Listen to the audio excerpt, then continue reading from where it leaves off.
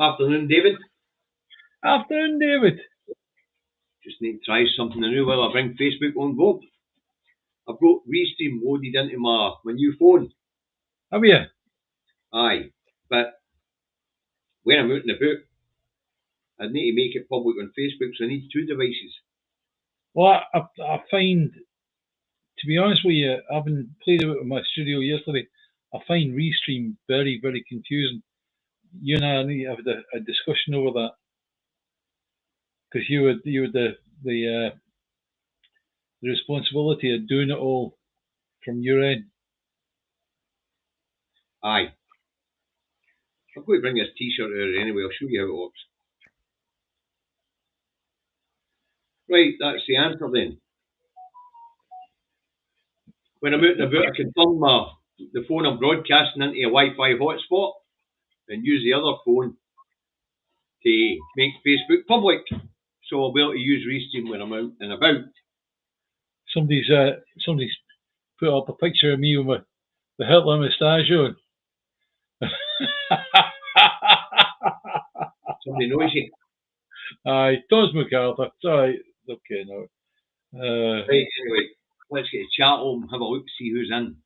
Aye. Right, we've got Wee Bird, George Ewan, Stephen Bankier, Eddie Wolfie, Rosie McGregor, Mad Monk, Barbara Lansborough, Stephen McNeil, Lorraine Hay, Alistair Kerr,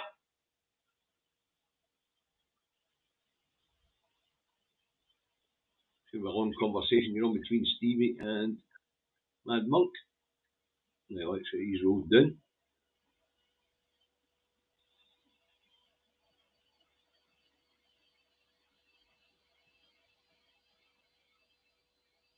Regan Wheatson, June Dalrymple, Mark Delfort, Jeanette Gilfillan. I'm still only halfway down the page. Keep going. I need to get them open before I can carry on. Takes forever. Right, that's us there. Right. Robert the last one to say anything at this point in time, I think. Anyway, so Two Davies, 27/02/2025. First up, David, one of the main talk points this week. The Scottish budget passes in Holyrood. It was supported by the SNP, the Greens, the Lib Dems and the Alpha Party. The Labour Party abstained. The Tories voted against. And the budget bill will now go forward and will get sent to King Big Ears, Sausage Fingers, Adulterer for approval. Or what's that effect? Yes. Okay. All right. No, that's what happens now. Yeah, again. May I just point out, right, that all these silly titles, names and all the rest of it, right, each one of you individually, as far as I'm concerned, is the same level as King Big Ears. Well, right? We're sovereign, so we are. And it should be that they should actually send that out to one of us to go, yeah, that's all right, I'll do the budget, right? Because each one of us is more to do with that budget than King Big Ears is. Aye, well, anyway, what's the budget cover? We'll get to that in a minute. Gary's put in a super chat. Too many reform dafties in Scotland. What the fuck's going on? We'll get to that in a minute. Yeah. We'll get that. So anyway, what does the budget cover? Well, basically anything that's no reserve. Yeah. Okay. Yeah. So the Scottish benefit system, Scottish institutions, including higher education, who gets funding as well as we know, the councils get their funding. They run the schools. Infrastructure, water, agriculture. It's a lot. We know there's a big chunk went to the NHS.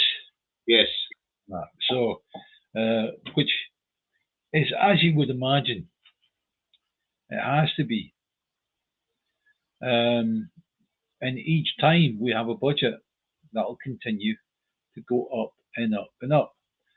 That's natural because it keeps pace with the price of things in the real world, right?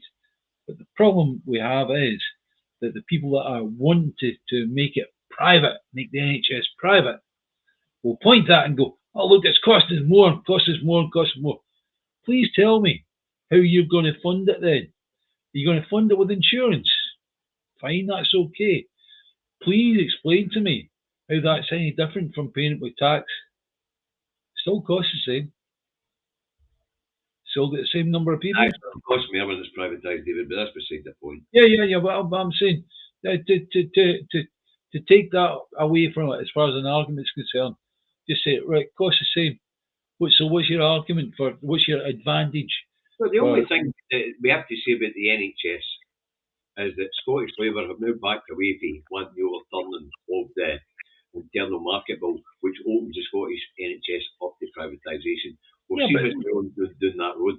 What's the benefit? What do people perceive as the benefit?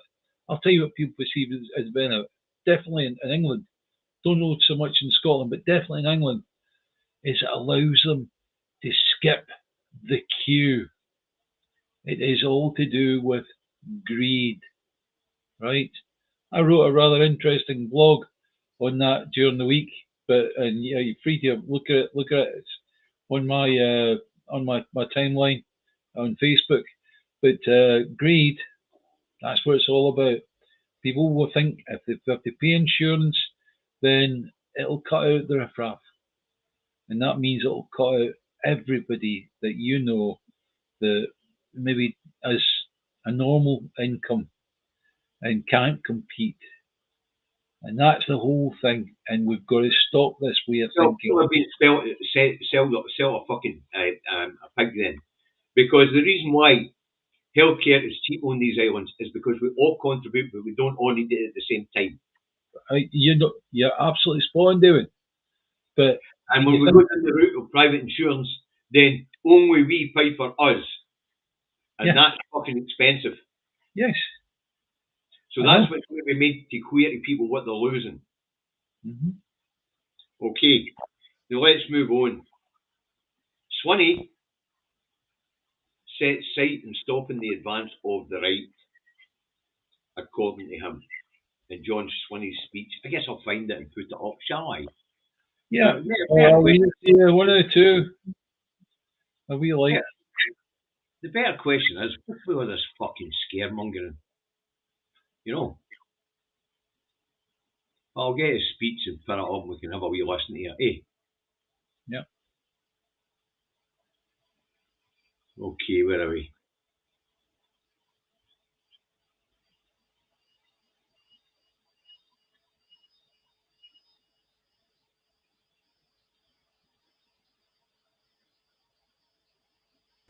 Storm clouds are gathering, we can all see them. The threat from the far right is real. But that leaves me all the more convinced that working together is not only the right choice, but the only choice.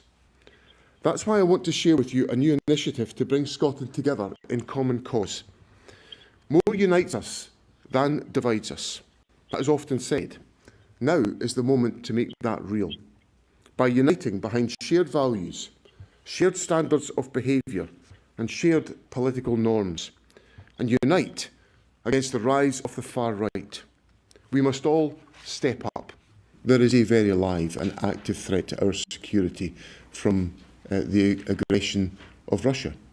And I think Farage is an accomplice to the Russian agenda and an apologist for the Russian agenda.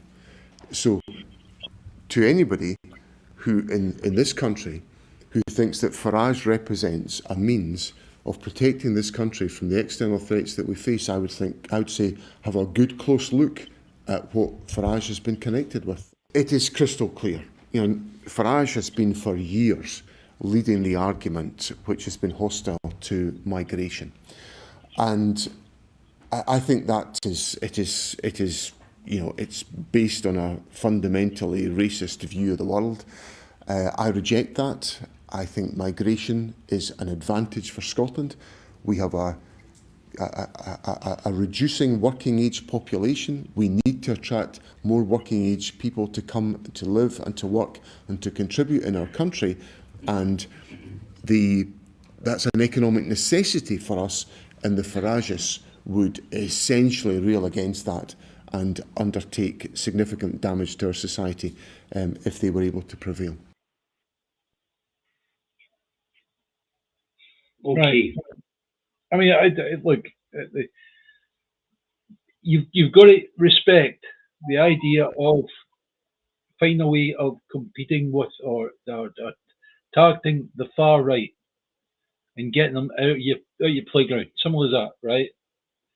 And the words about Farage being best friends with Trump and also Putin, that could do a lot of good.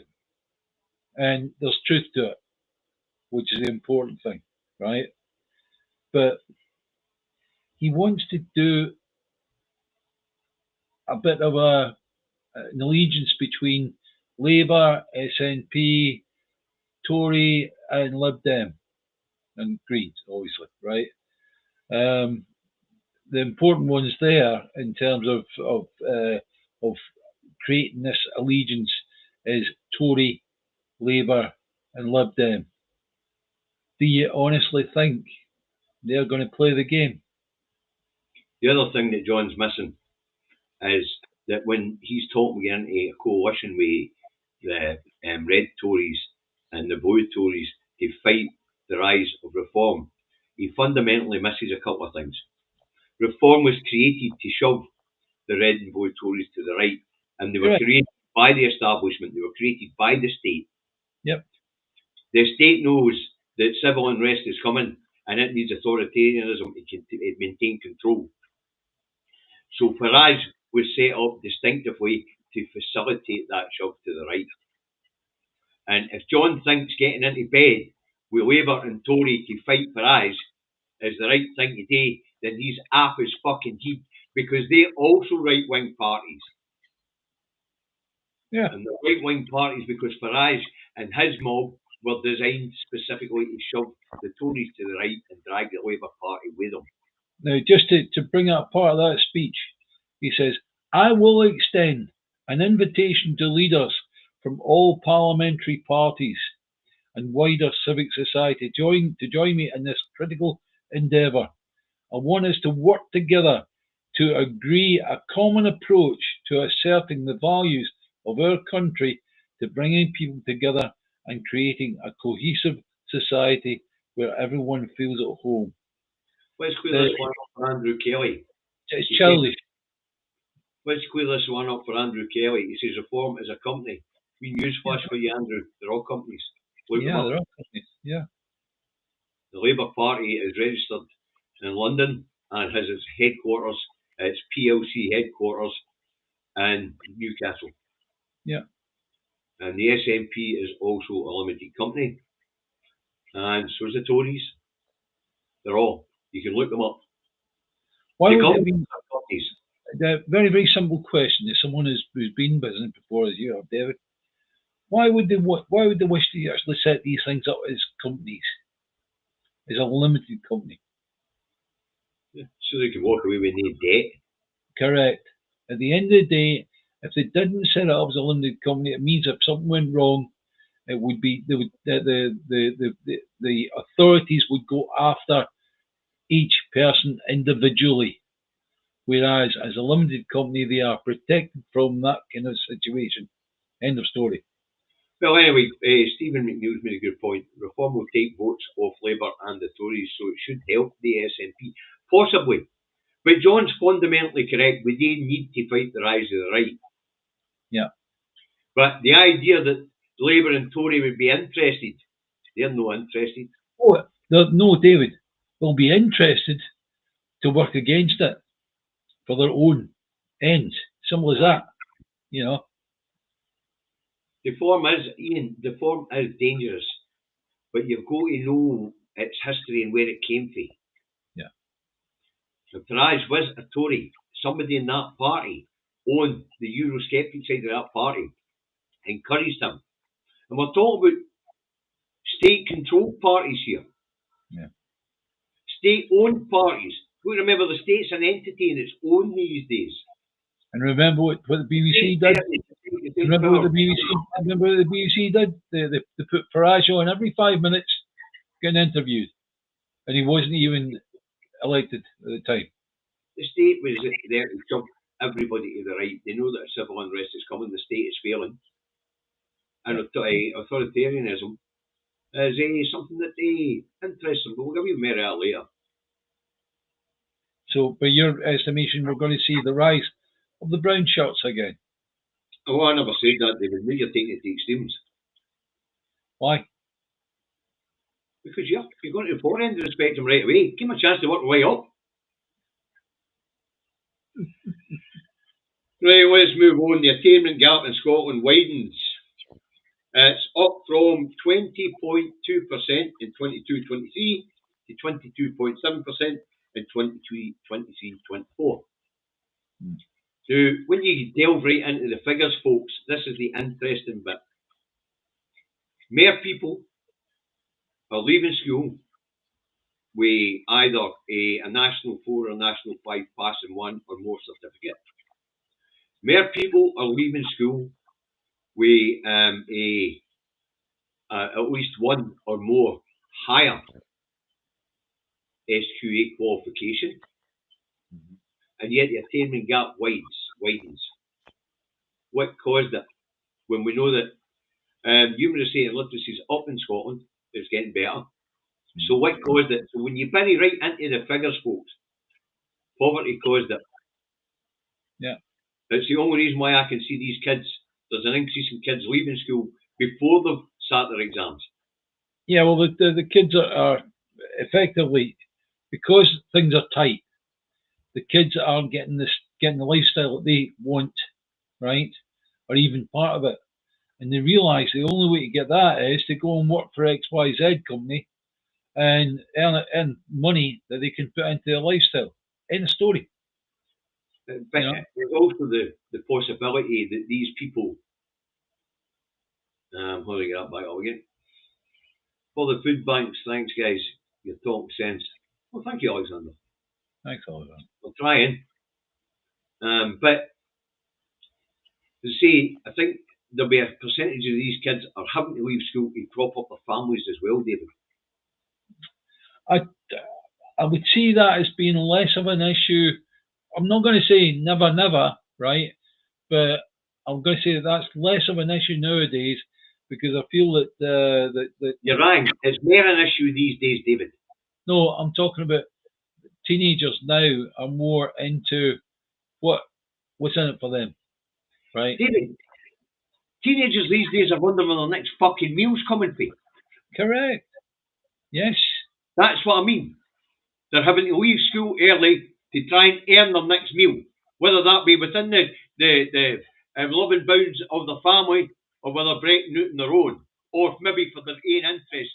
But one thing we can say, at this particular point in time, with the amount of people using food banks, and I mean working people who are having to give every penny just to keep a roof over their head and having to use food banks, I'm not arguing with that, but what you do is you're making broad brush strokes that says they're all working like that because of poverty. The attainment gap is purely down to poverty. It might not be, but at the same time, there is a degree of that you're saying. Yes, I agree with that. Well, I'll tell you what, I had no time to look the figures up. I know that the amount of people leaving has went up dramatically, and no arguments with that. And it might well be that these kids see better opportunities for them away from school, something like that. They say, but David, what we're finding is that these kids, if they didn't need to leave, then they could have sat their exams. What they're saying is these kids had to leave rather than stay and sit their exams. In other words, they couldn't afford to stay and sit their exams. They had to get into the workforce. That's what also you've got to look at is how much value do they put on qualifications? When my sister went to school, they put a huge amount on qualifications, right? She passed her 11 plus and got sent to a school that would deal with that. Right. David, we get your story. And then when I went to school, we had a huge emphasis on getting your qualifications. Nowadays, I don't think that's quite there. I don't think David. I don't think the kids are driven by qualifications. There's a lot of kids that think they can do it without the qualifications anyway. I don't know what you use perceptions for. Try reading the figures. Doesn't matter. Still, come on. David, what you tell me, that's your perception. The figures can be read a couple of ways, you know that. But you're telling me I'm giving a broad brushstroke. It's you that's doing that. No, I'm not. I'm saying that to a degree you might be right. And to a degree what I'm saying might be right. But you're not saying that kids are always driven with qualifications today is what they were before. Right. Well, that wouldn't explain why we have more kids going to university today than what we had before. You don't know that. You don't know that because you don't have the figures to actually prove it, man. All right. We have more kids with underprivileged backgrounds going into further education now because they're driven by the need for qualification and getting out of that poor background. We know that. And that was one of Nicola Sturgeon's personal raison d'etre was the attainment gap, right? Now we've got a situation where it's going back the way, right? And there could be several reasons for that, right? So understand that. Anyway, according to these figures, and I've read them, they're putting these extra 8,000 people leaving school without doing their national 4s and 5s, down to needing to get into the workforce. They're calling it poverty. And it could just be wanting money. That's all. It could just be they want money. They want money for the latest game. They want money to buy another Xbox. They want people. Man. These kids are getting fed out of food banks, and you think they want to buy a Game Boy? No, you're saying that every kid's getting fed with food banks. No, that's wrong because you don't have the figures to prove that. I never said every kid. You're generalising that they don't what they're doing. I'm telling you what the report said. They're leaving school for. This is one where we're going to have to agree to disagree. I think that's a good idea. I don't think that you have got any ability to say that it's going to be this way or that way. I didn't say it. The report says it. What I say is there can be dozens of different reasons to why kids give up and leave school. David, you're probably correct, but that's not what the bloody report says. The report says the increase in kids leaving school early is because they need to get into the labour market. And my word is next. Your word is next. See, next time, I'm going to no bother reading the report. I'll let you date and interpret it, all right? What's the point of me reading these reports if you're going to tell me what the information in them?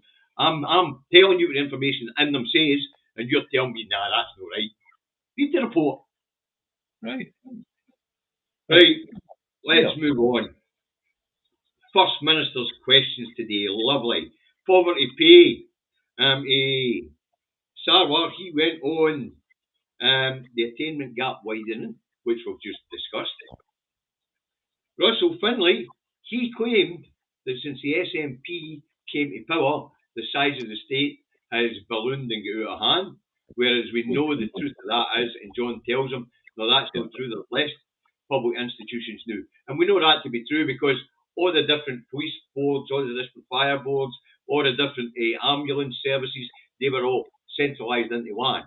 So there you go, you went from multiple services to having 3 services. So that tells you John was telling the truth without even having to work hard at looking at it.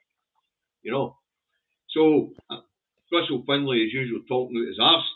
Now, the interesting one was Alex Cole-Hamilton who got his question this time rather than the Greens. Now, what Alex Cole-Hamilton told us was that in January, 12,000 people over 85 waited for more than 12 hours in A&E. And well, folks, as you know, when I hear something that doesn't seem right, I go looking. Right? So the first thing I asked was how many patients over 85 waited more than 12 hours in A&E in January 2025. And what I was being told, I'll put it up, came from AI. And what it tells me, I'll read it because only users that are watching the television will actually be able to see it. According to recent reports, over 12,000 people aged 85 and older in Scotland waited more than 12 hours in accident emergency departments during January 2025. Key point source. This information came from Alex Cole-Hamilton in the Parliament yesterday. That's what AI is telling us. That's their source. So I thought, okay then, how many patients attended accident emergency in Scotland in January 2025? So I went to AI again. I went to my search engine again. I put in the information and up come AI. And this is what it tells me. It says, according to data from the Royal College of Emergency Medicines, approximately 61,782 patients visited major emergency care facilities in Scotland during January. I thought, in 12,000 of them were around 85. There's something no right here. So I then asked the question of my search engine. I asked, how many people waited for 12 hours and more in Scotland's emergency departments in January 2025? And wait, you see this, folks. This is when I realised the mistake they'd all made. I'll put it up. According to recent data, approximately over 60,000 people waited more than 12 hours in Scottish AIE departments in January 2025. And I thought, that can't be right. There was only 61,000 people attended. So David went and got the Royal College of Emergency Medicines report up, didn't he? And so here we go. And it tells us in January, over 60,000 people attended A&E, and more than 1 in 10 waited 12 hours. So 1 in 10 means that the headline figure on the Royal College of Emergency Medicines number has been inflated by 10. Because 1 in 10, when it came to 61,000 or 60,000 people as reported here, is only 6,000 people. And when we did the sum, 12,000, take it down by tenfold, 1,200 pensioners. Still too much. Now, the one thing I'll say there, David, is that this particular body, the Royal College of Emergency Medicine, because they've released a report like this, which will have been proofread, which will have been peer-checked and all the rest of it, right? Okay, peer-reviewed. That means that it is a body not to be trusted in the future, if that's what they're doing, right? Well, I don't think it's deliberate. Well, it doesn't matter, but it doesn't matter if it's deliberate or not. If they've made a mistake, then that mistake needs remedying really, really quick. Otherwise, they'll lose their standing. I mean, the first thing I did was go and get the report and read it. And it tells us only 60,000 people who attended A&E in January, 1 in 10. So therefore, as discussed in the programme, the best way to do it is actually fire off a few letters. And can I say to the people that are viewing just now, if you've half a mind, get off a letter to the Royal College of Emergency Medicine and point out that the latest report regarding people being held at A&E for over 12 hours or people attending A&E is wrong. Well, as I say, David, it didn't. Why are the BBC and that no fact checking this stuff? It only took me a few minutes to realise that the headline figure was a mistake. It should have read 6,000. But you have to understand that propaganda isn't always just a slogan. Propaganda can mean not looking at things and letting things go as they are, right? So therefore, letting that through without being fact checked is propaganda by any other name. But as I say, folks, you don't have to believe me. You can ask your own search engine. But what this is, we Alex Cole Hamilton Stuff Shop has taken a mistake made by the Royal College of Emergency Medicines and took it to be true. What it does tell us is he didn't read the report. Yeah, all right. The report's only 3 pages long, David. Yeah, but I'd be surprised if he does anything. As I say, there's another 72 watching the new, David. That's not bad. Including that's on the 2 platforms. But, I mean, imagine standing up in Parliament and making an arse of yourself up without actually having read the report. No, but hang on a second. Hang on. He's taken that the Royal College of Emergency Medicine is a respected body. So therefore, anything that they say in a report must be right. So he doesn't, in his mind, he doesn't require to read anything. He just, that's the headline figure, right? Fine. It gives me something to hit the Scottish government with. Aye, as I say, but and that's it, you know. So the best idea is if we batter off a few letters to the Royal College of Emergency Medicine, pointing out that this is wrong, yep, and give them an opportunity to correct it. Yep. Then what can happen is that somebody, I don't know, maybe somebody that calls themselves First Minister could actually go back on. Oh, and by the way, I just wanted to mention something that Cole Hamilton came up with the other week there, blah, blah, blah, and actually shoot them down in flames. End of story. As I say, but it just shows you that the press are doing a really bad job, David. Because the number didn't sound right to me.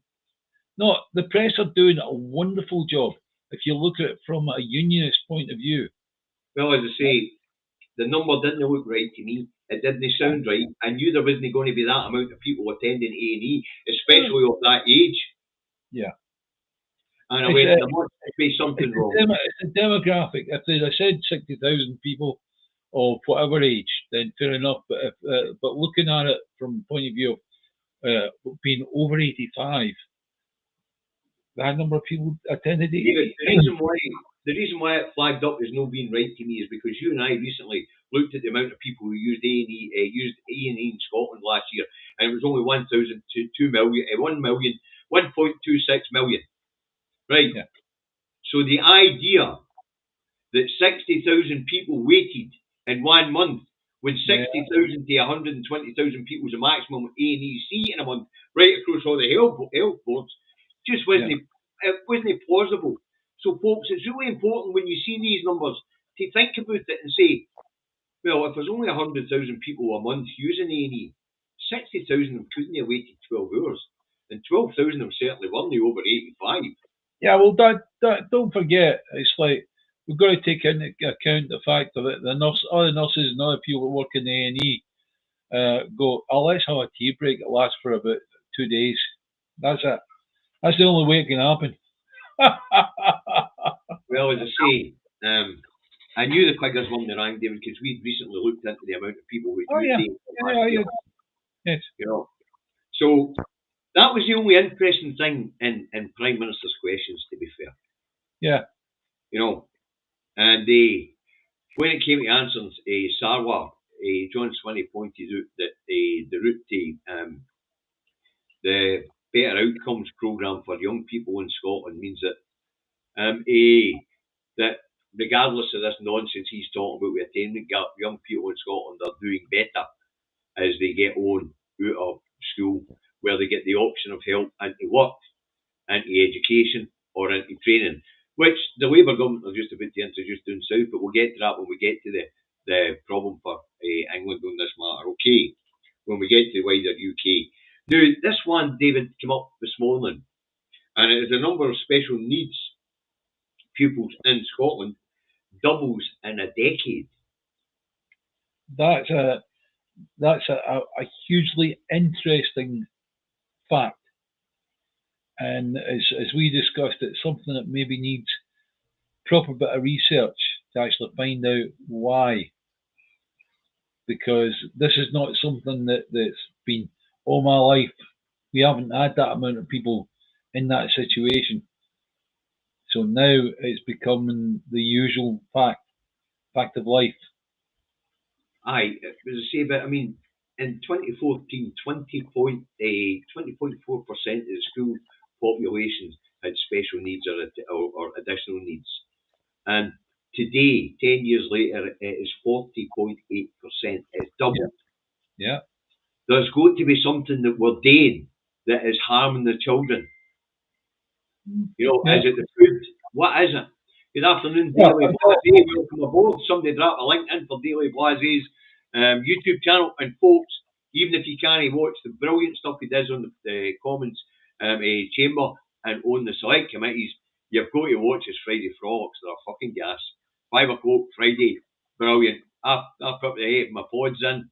I catch the first half an hour here in the house, and then I catch the rest of it up to 7 o'clock when I'm at work. Brilliant, folks. Absolutely brilliant. So, mods, drop a link to Daily Blase's channel in and always along with Reagan Elites. Right, so. Look, going back to that, there is also the point that we're getting better at diagnosing people with autism or whatever, right? Later on, because if you look at generally autism is picked up when a kid is like 2 or 3 years of age, right? But not always, you know. So they go further on, and 18, 17, 18, 16 years of age, they can be actually diagnosed with autism. Yeah. So therefore, and it might be a high functioning autism, but still autism nonetheless. So I would say that's a point of it. Let's be. I mean, I was talking about this morning, David, because I find this one, it needs serious scientific. Yeah. Yes. Absolutely. And if there's anybody that's able to do proper scientific research in this, and I'm talking about serious scientific research, it's like you possibly just might have something. Okay, I'm not going to say Nobel Prize, but something worth releasing to the world. Well, as I say, somebody's got to look at this because there's going to be a reason why this is. By the way, it's no just Scotland. Yeah, we know that. Yeah, but no, you know me, David. I go and check. Yeah, the same thing's happening across these islands, and it's going to be dietary or something. Well, might not be dietary, but I'm not sure. I'm not sure.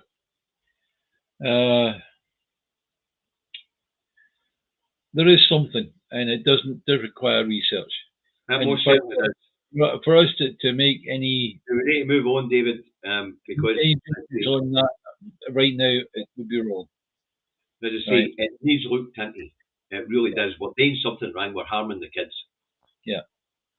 All right, let's move on. Highland Council, the latest to declare 7% rise in council tax. Folks, we said we'd give you a running commentary and then we'd give you a total when they come in. It's another 2 weeks until all the councils have set their budget.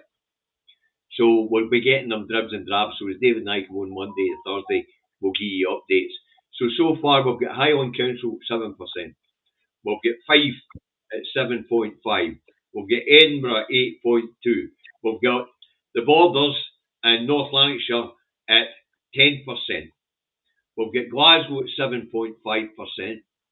And that's all the councils that have declared so far, folks. So if you're in the areas, you will now know how much your council tax is going up by.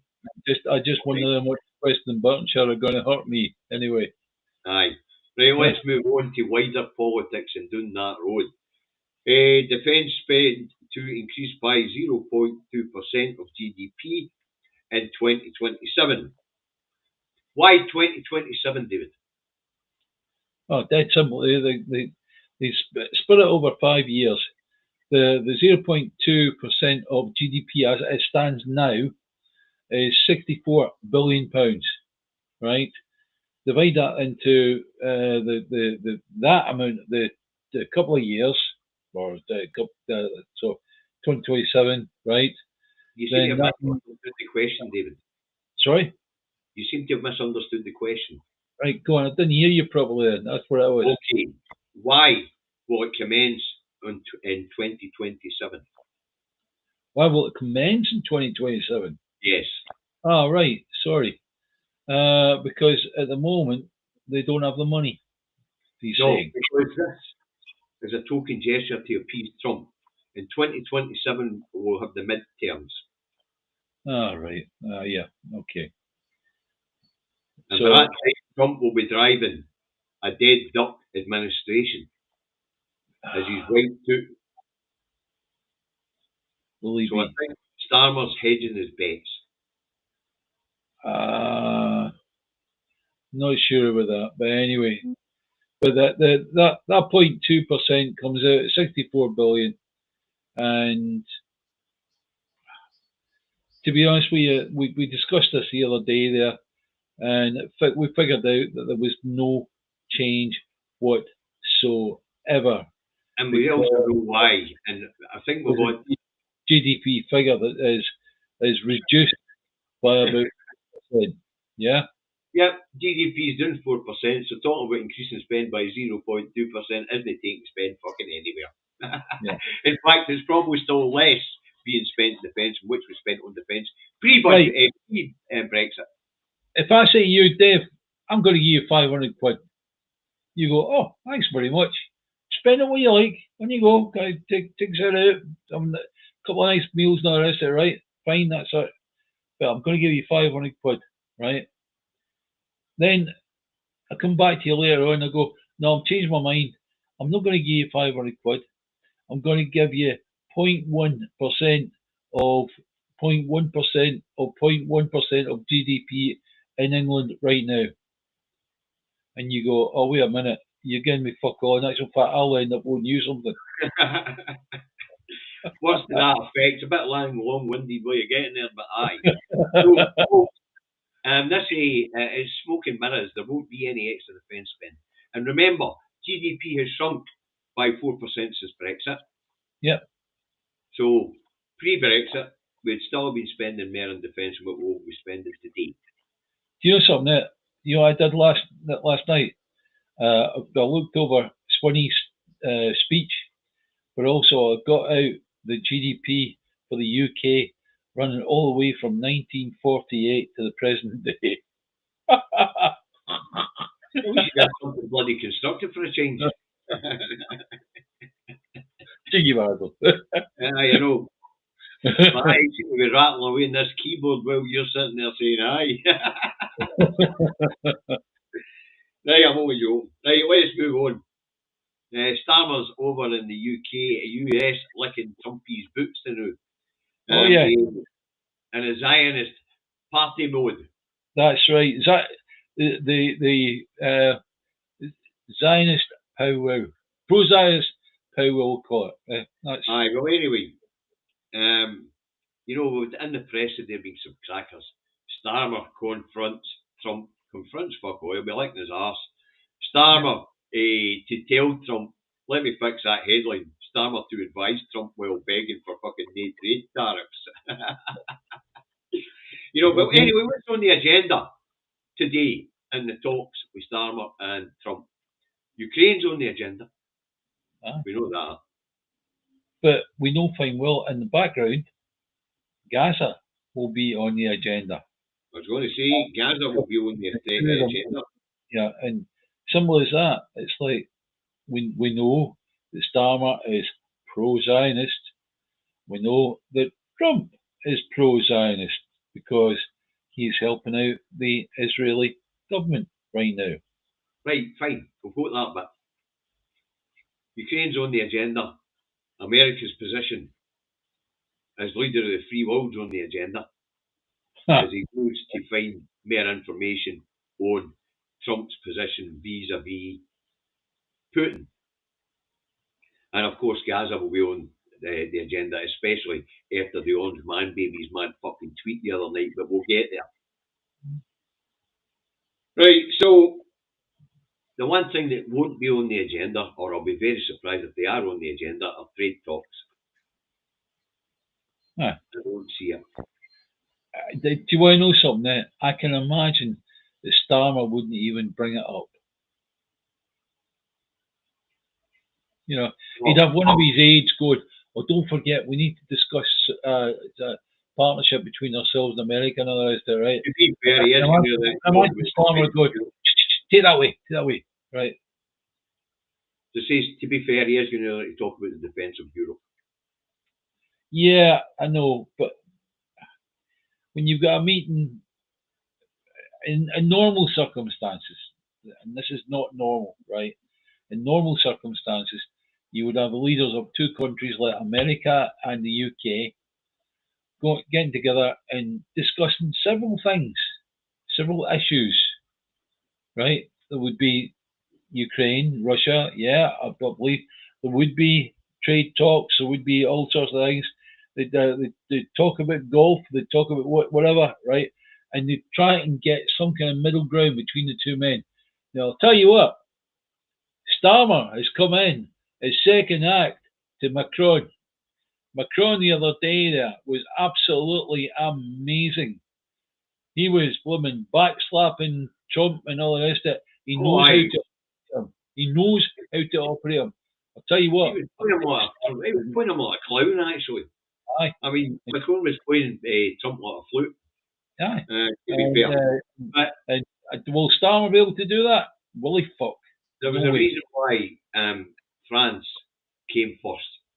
Yeah. And it's been all over the UK press, David, and that is that France is now Europe's nuclear umbrella. Yeah. I mean, the UK did, they couldn't be 4 subs and 200 missiles. Yeah. No, France is up there with the big boys. Yeah. It's got a couple of thousand of these things, you know. Yeah. I mean, the biggest arsenal is Russia with 5,500, then America with 5,200. China's about 4,000 odds. And then North Korea, they reckon, 3,000 to 4,000. Mm-hmm. And then we've got France in there at number 4 or number 5, depending on what figures you believe for North Korea.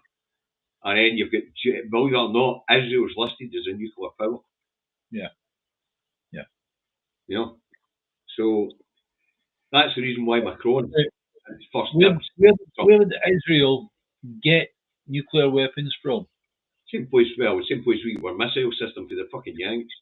Right, correct. Right, now let's move on, because we don't really have much time to dwell on these things.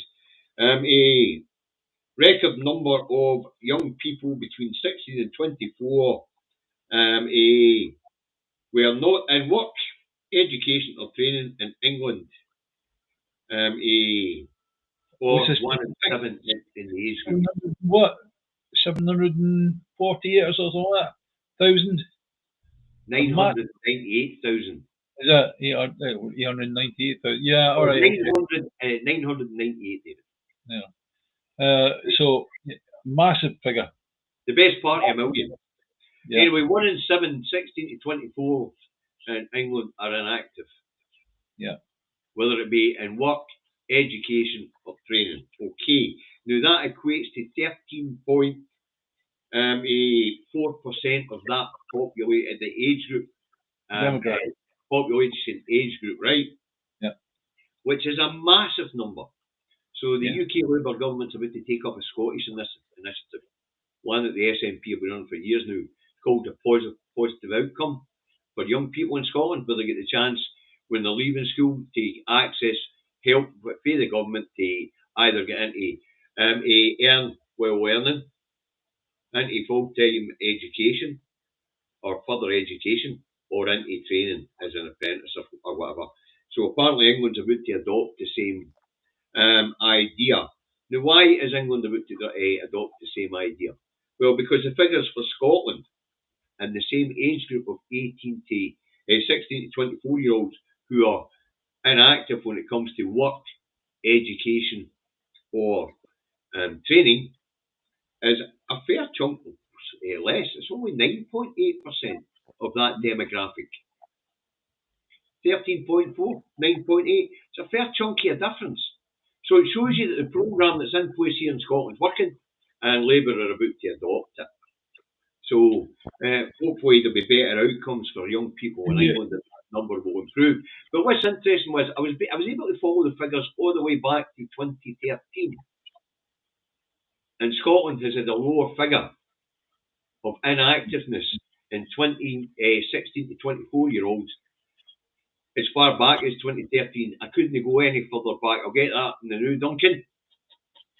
But I think that might also be down to the wealth inequality. There are more people down there taking years out and 2 years out and things like that to go and gap years and things like that, you know, what there is here. That might also have something to do with it. That will be your last donation to after your operation on the 11th of March. And I'll say independence, independence, keep your eyes on the prize, unite for independence. Okay, Duncan, thank you very much. And I hope your operation goes well, Duncan. Whatever it is. And I really do. Right. So. Right, okay. Looking at that, your positive outcomes. Aye. Do you not feel that yet again it's down to the kids of whether they want help in the first place? Yeah. So what I'm trying to say is that you know, David, we know you really going to want it because 9.8% of our 16 to 24-year-olds are what they call economically inactive or no in education or in training. Okay, so there is a degree of them. They're just not interested. I figure that they wake up one day and they suddenly think, oh fuck, all my mates are working and doing well and all the rest of it, and I'm still playing my blown PlayStation or whatever, right? And they think I need to do something. Daily Blase, you think Starmer should have sent Pepe Le Pew instead of going himself? He did Trump looking like a dribbling mess on the floor within 30 seconds. Well, it's funny you should say that because we're going to end up the show on the Orange Man Baby and some of the mad fucking things he's done over the last week a bit. So, Orange Man Baby, mad things he's done this week, David. Top of the hits, okay. Oh my God. Fuck the UK, fuck the US economy. Yeah. Sorry, crashing the US economy. He called a reporter from Spain. He said your country's in BRICS when it was in BRICS. But hey, he missed the one where he declared himself king of America. Oh yeah. See that one? That you didn't have to see a video. You can imagine in the Oval Office him playing with paper airplanes and all the rest of it, saying I am king. Well, anyway, he also held a cabinet meeting there, which was actually conducted by Elon Musk, no Trump. Yeah. What other wacky stuff have the mad bastards done? Elon Musk wants to be king. He wants to be king of America, right? So it's a good idea to have Trump declare himself as king and then usurp him so that you become king. And that's the way to do it. That's what Musk is going to be elected. Aye, no bad. Anyway, what else has the maddie done? Well, he's laid off hundreds of thousands and thousands of public servants. I know. Including the whole lot of them that looked after their nuclear arsenals. Laid off all the veterinary professionals who were working in combating bird flu out there, because it's rife out there at the moment. That's why their egg prices are so bloody high. Laid them all off. Brilliant. Laid off a ween of tax collectors hitting their own treasury. Yeah. Absolutely. Laid off aviation experts as well as air traffic controllers. Get airplanes flying out the sky. Lovely stuff. NTSC won't be happy with that one. See, if the one thing we've learned over the last 31 days or over the last week especially is Trump's mind's addled. Yeah. He's fucking his it. There's going to be somebody's going to pull up the 25th Amendment at some point soon.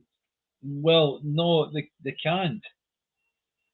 The only thing you could do with the 25th Amendment is make Vance the president, and he's as bad.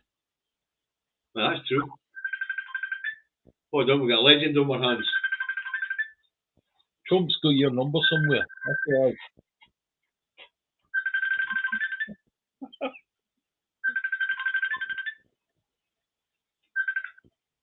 Hello. Right, I just noticed a message here.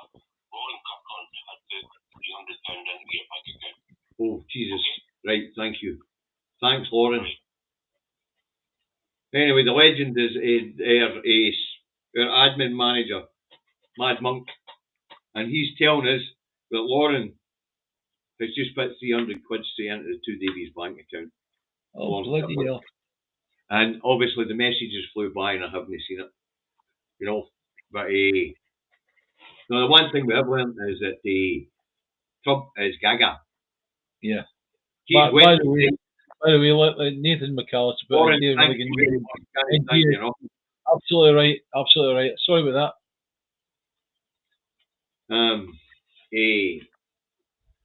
Now, we do know that what's interesting is at this age, his father had rapid onset dementia. At the very age Trump's at right now, is at that point his father had rapid onset Alzheimer's stroke dementia. Yeah. So we could be going to see Trump's decline become quite rapid actually. Well, he's 70 what? 72 years of age? No, 78. 78. Aye. So believe it or not, Putin's 72. Right. Yeah. That's what I was saying the other morning. Listen, let's just ride these two old duffers out. You know, they'll be dead shortly.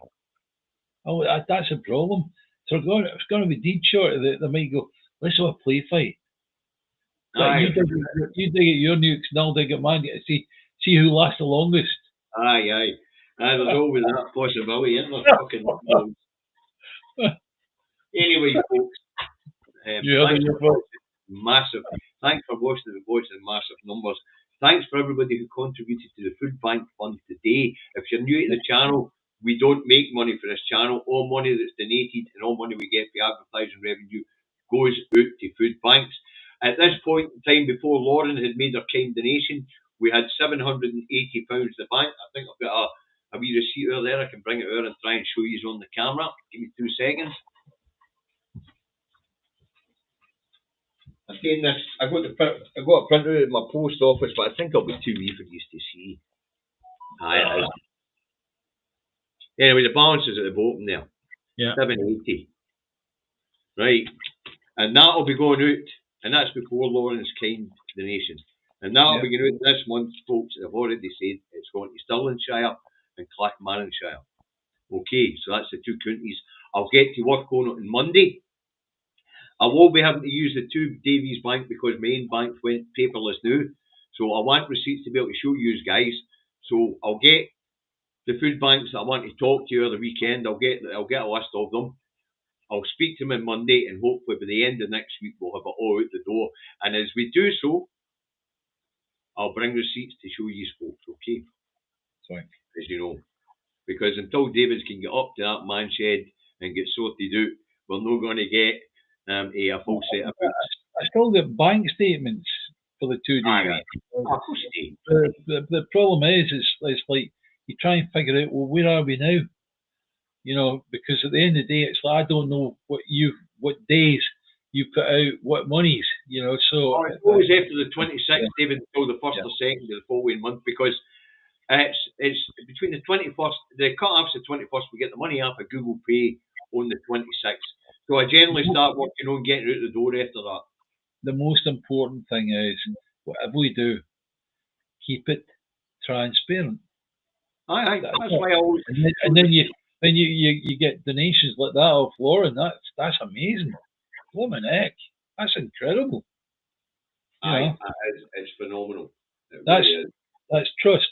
That is real trust. But the thing is, David, they know that we're putting it out there. Yeah. You know, we're showing them. There's the bank statement. There's where it went.